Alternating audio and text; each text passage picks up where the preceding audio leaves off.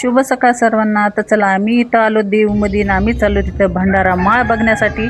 जसं की नाही तुकाराम महाराजा होता, महाराजांचा ही माळ आहे आणि ह्याला भंडारा नाव काऊन पडलं ते पण तुम्हाला पुढे सांगणार आहे। तर चला आम्ही इथं चाललो वर।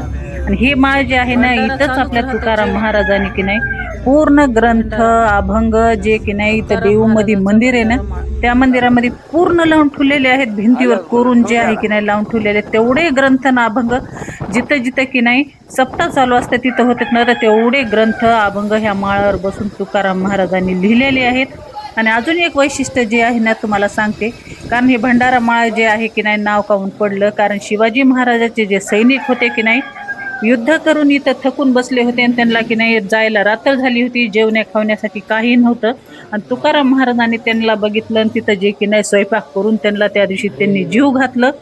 आणि ते जीव घातलं की नाही की तव्हापासून जे आहे की नाही की आज किती पिढ्यानं पिढ्या झाल्या तर तिनं जेवण जे आहे की नाही अजूनही चालूच आहे। रोजचं जे आहे की नाही इथं भंडारा चालू असते आणि कुणालाही कधीही कमी पडत नाही।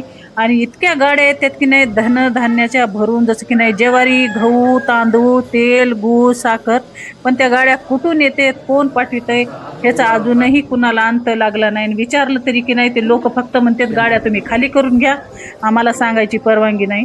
असं देवाचा चमत्कार जे आहे की नाही इथं अजूनही चालू आहे तुकाराम महाराजाचा, की ते नीट जातात सगळं धन धान्य जे आहे ना पाठवून देतात, कारण त्यांची जे केलेलं काम आहे ना अजूनही इथं चालू आहे। आणि की नाही दुसरे एक वैशिष्ट्य सांगते, जसे की नाही आपल्या तुकाराम महाराजाला भरपूर बामणांनी की नाही त्रास दिला होता।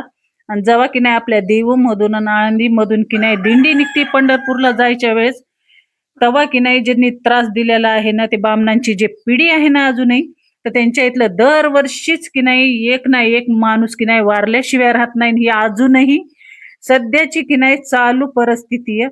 आणि आकाडीचा उपवासही त्या लोकांना अजूनही देव हे जे श्राप लागलेला आहे की नाही तुकाराम महाराजाचा ते अजूनही त्यांना उपास धरू देत नाही, की वारीला देखील येऊ देत नाही। त्यांना त्या दिवशी की नाही बरोबर सुतकच पडलेलं असते। म्हणून म्हणतात की पुण्य केलं ते आपल्या संग जातंय, पण आपण केलेलं पाप जे आहे की नाही ते 7 पिढ्यांना फेडावं लागतंय। हे 100% बरोबर आहे। त्याच्यामुळं की नाही विनाकारण कोणाला त्रास देऊ नये आणि विनाकारण कोणाला सकू नये, कारण ते माणूस चूप बसतंय पण त्याचा जे आत्मा असते की नाही त्याचा असा भोग जे ना महागल्या माणसाला भोगावं लागतं। ते अजूनही ज्यांनी त्यांना त्रास दिलेला आहे ना ते लोक इथं अजूनही ते भोग भोगत आहेत।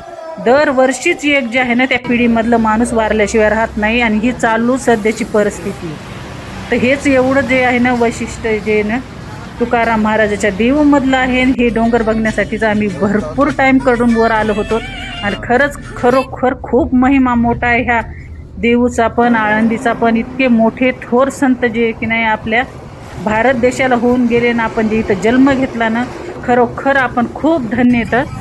आणि मी हे बघण्यासाठीच की नाही खूप टाइम काढून जे ना आम्ही इथं आलो होतो।